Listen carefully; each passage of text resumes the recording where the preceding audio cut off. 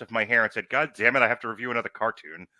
Um, I, I realized that Big Hero 6 was actually based on a Marvel comic called Big Hero 6. Evan Bevins, why don't you please tell the court what a Big Hero 6 is and why Disney thought to adapt this particular piece of Marvel literature? I can't tell you the why, but I can tell you what it is. And to help me with Just make that, it up.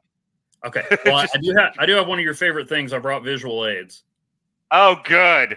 For the podcast audience. But no, I love it when everyone brings props. Yeah. There you go. Well, the thing is, Big Hero 6, when they announced the movie, I was like, oh, that's cool. And then I started seeing the previews. And I'm like, this looks really good. This does not look like Big Hero 6 because, well, first of all, Big Hero 6 is a Japanese super team, kind of in the vein of Alpha Flight. They even refer to themselves as Japan's premier superhero team. And like many things... Does Chris Bailey hate them too? I don't know if he hates them. Since he's not Japanese, he may not take it as personally. Should we call Canada and ask him, do you also hate Big Hero 6 because they're the Japanese Alpha Flight, or is that just exclusive to Canada? I mean, one of their early appearances was in an issue of Alpha Flight. It all comes full circle. But like most things in the 90s at Marvel, they were actually a spinoff of the X-Men. Because everything but the Avengers was a spinoff of the X-Men. And for a while, the Avengers might as well have been. That's what I tell the young whippersnappers today. I'm like, nobody cared if Iron Man or Thor or even Captain America did anything. If Wolverine sneezed, there were 6 limited series. And that was a real challenge because there was that period in the 90s where he didn't have a nose. There were 2 things going on in the 90s. Wolverine was in everyone's book, even some at DC, and everyone had pouches. Pouches, Lassard, pouches as far as the eye could see. That is correct. Although Wolverine didn't make an appearance here, but some guys he knew did. 2 characters that you won't see in the Big Hero 6 movie are all new, all different X-Men member Sunfire, who was on the team for like 5 minutes and was even surlier than Wolverine. How could you possibly be surlier than Wolverine? And Wolverine frequent foe and sleeper Marvel vs. Capcom 2 cool guy. Wait, was it Marvel vs. Capcom? Anyway, one of those games, the Silver Samurai. The villain of the Wolverine movie. Kind of, in a way, not really. I mean, he fights him at the end.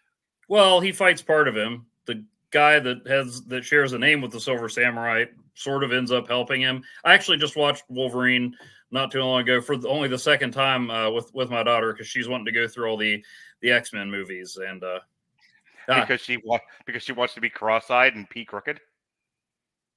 Well, look, I tell her, hey, the fact that the continuity doesn't make sense is the most comic book thing about these movies. You are not wrong about that. Yeah, but yeah, I'm not. Why is Emma Frost a teenager in the '80s and an adult in the '60s? Well, for reasons. Because nobody at Fox was minding the store, and all they cared about was Wolverine, except for when they were caring about Jennifer Lawrence. Well, yeah. We had to get Jennifer Lawrence in there, but so 2 of the original Big Hero 6 were established X-Men characters, Sunfire and Silver Samurai, and of course they were cousins. And so then the other members, you had Gogo Tomego, who looks not unlike she does in the movie.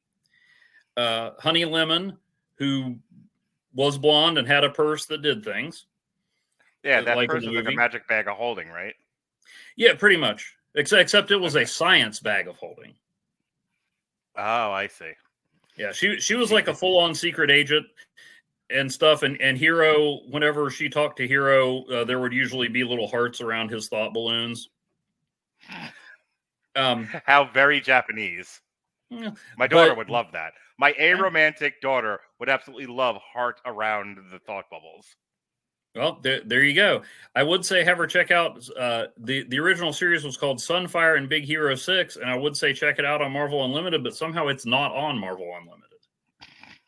It's in the basement. Secret Defenders, the entire run is on Marvel Unlimited. Okay. But yes, and then of course there was Hero and Baymax. And Hero is an ingenious young man, although he has a different last name. He's not an orphan, and he doesn't have a brother. But he does have Baymax, who, and I know, apologies to the podcast audience, looks like this. So if you're having a hard time seeing that, he basically looks like another version of the Hulk, maybe crossed with Savage Dragon. Yeah, And if you don't know what a Savage Dragon is, you didn't read comic books in the 90s. Yeah, there are wings. He's a big green lizard dude. And also, minor spoiler alert, his thought patterns are based on Hero's departed father. Okay. So, and yeah, so you had these two X-Men supporting characters leading this team of new characters. They try to recruit Hero. His mom says, "No, you're not allowed to go be a superhero." And when I say they try to recruit Hero, I mean Silver Samurai, Go-Go, and Honey Lemon, because Sunfire doesn't want to have anything to do with him. Sunfire's enduring character trait is that he doesn't like you. Or the X-Men, or the Avengers, or his cousin. Why they would put a character in this that doesn't want to be in the book, but that's okay. Yeah, well, he's also maybe dying. So that's part of why his attitude is even worse than usual. And as now, somebody who's died on a few occasions, I get why that would make you surly. Sure. And we'll get into the movie in a little bit. And it certainly has its dark portions, but the villain in this is something called the Everwraith, which is the manifestation of the souls of all the living and deceased Japanese people brought to pseudo life by the atomic bomb attacks at Hiroshima and Nagasaki. Is that like the Ghost Army from Return of the King? Maybe. Okay. More of an obscure Marvel guy. I mean, I know Return of the King, but so that's the happy-go-lucky threat they're up against. And his plot is to use Sunfire to cause another nuclear disaster so that, remember, this was written in like 1996 or 1997, so there is no political commentary here when I say that he actually says his plan is to use adversity to make Japan great again.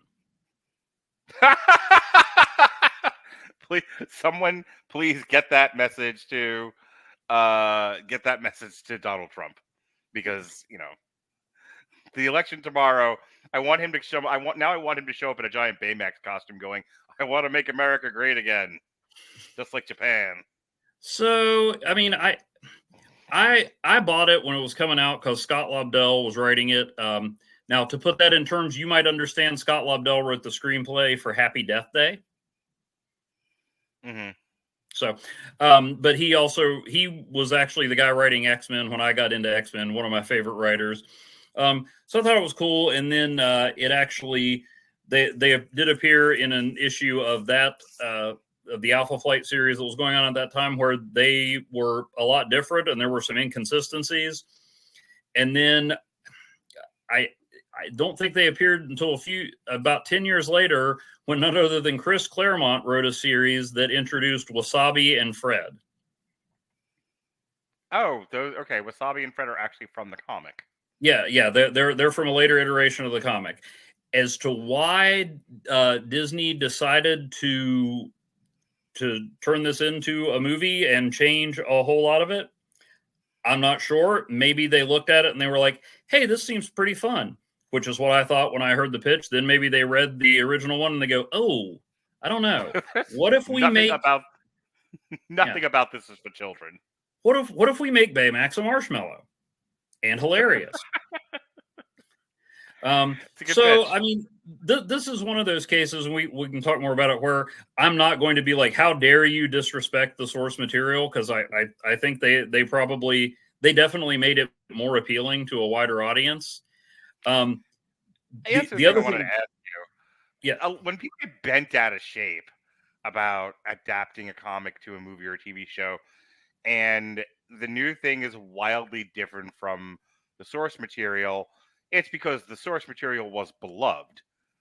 I'm not entirely sure unless you were a hardcore comic fan and you just read everything. People even knew what a Big Hero. I mean, like, how big of a solicitation was Big Hero 6 in its time? I don't know. I did. I was. I mean, again, it was X-Men adjacent, so it probably got a little more interest than maybe your average international superhero team. 60% of which, Let's say maybe more than Power Pack. yeah. I never have read much Power Pack. No one did. But well, but it did have those connections to the X-Men. I said Lobdell wrote it, but he's actually not the creator of it. And that was the team that was writing and drawing Alpha Flight at the time, which was Steve Siegel and Duncan Rouleau. And they are part of a collective called Man of Action, who you'll notice in the movie gets the creator credit on it. Okay. Man of Action formed a little bit after Big Hero 6 was introduced. It's Steve Siegel, Duncan Rouleau, Joe Casey, and Joe Kelly. Now, Joe Kelly, you and I talked about on a comic strip. He's the guy that wrote I Kill Giants. Yes, I knew that name sounded familiar. No, one before Joe Kelly that you just said. Steve Siegel, Joe Casey. Yeah, Casey. I feel like we also discussed Casey as well. Or somewhere in the source material world, yeah, one of his books got discussed. Yeah, and I'm blanking. I mean, I've read stuff of his. He wrote a lot of. They were all working for Marvel in the '90s. That's where they met each other. And Kelly and Siegel were actually they were writing X-Men. Siegel was writing Uncanny X-Men. Kelly was writing adjectiveless X-Men. And I think they ended up leaving kind of unceremoniously. But they're the guys who brought Maggot into the fold. So I'll be forever grateful to them for that.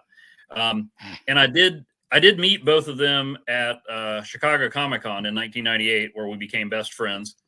No, but I did get stuff signed by them, including Alpha Flight Volume 2, Number 1, which didn't have a lot of clear surfaces to sign. So Siegel ended up signing Guardian's crotch because that was like the only white space. So okay, yeah, all right. So that always sticks with me. But Man of Action, you might be familiar with them aside from I Kill Giants. They're the company that created a show called Ben 10, which you may be familiar with. I am aware of Ben 10. Ben 10 is before my kids are born, I think. Yeah. And well after I stopped caring about anything related to children. So Yeah. I am aware of Ben 10's existence because I have seen children over the past 40 years of my life. That's pretty much all I know about it. It was I never watched the show. Yeah, I was too old for the demographic, and my kids were too young for it. But they also did Generator Rex. They worked on Avengers Assemble and Ultimate Spider-Man. So they've done a lot of stuff. Joe Kelly is the guy who made Deadpool what he is today, which I feel honor bound to point out was not a vile, filth spewing R-rated murder fest. Okay, but I'm just saying that's not how Deadpool started. No, well, no, it was just he was a villain in New Mutants and X-Force, and then Joe Casey turned him into kind of like the fourth wall. Joe Kelly. I do know the difference. Joe Kelly turned him into the fourth wall breaking anti-hero comedy, and yeah, there was implied violence, there was suggestive material, but it was strongly PG-13. Not saying you can't go in that direction, but the people who say Deadpool. Yes. How much worse did Brian Posehn make Deadpool? Not that bad, but at the appropriate time, there is a connection between Brian Posehn's Deadpool and Big Hero 6. Oh, is there really? Fantastic. Yes.